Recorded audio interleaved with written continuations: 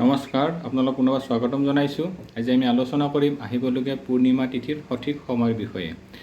10 June মঙলবাৰ ৰাতিপুৱা 10:47 পৰা পূৰ্ণিমা তিথি আৰম্ভ হ'ব আৰু এই তিথিটি গোটেই নিশা থাকিব। শেষ হ'ব 11 জুন বুধবাৰ দিনৰ 12:20।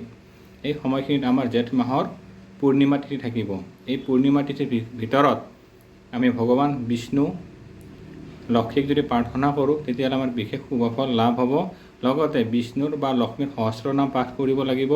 আৰু যিসকল ব্যক্তিয়ে ঘৰত নাৰায়ণ পূজা বা বিষ্ণু হোম কৰিম বুলি ভাবি আছে, এই সময়খিনি তেওঁলোকে ল'ব পাৰে বা এইখিনি সময় বিভিন্ন পুণ্য কৰ্মৰ বাবে শুভফল আহিব। অৰ্থাৎ গৃহ আৰম্ভ বা অন্নপ্ৰসন আদি শুভ বা যান বাহন ক্ৰয় বিক্ৰয় এই সময়খিনিত বিশেষ শুভফল লাভ হ'ব। গতিকে আপোনালোকে এই সময়খিনিত নিশ্চয় ভগৱান বিষ্ণু লক্ষ্মী প্ৰাৰ্থনা কৰিব আৰু সুখ শান্তি সমৃদ্ধি লাভ কৰিবলৈ সক্ষম হ'ব।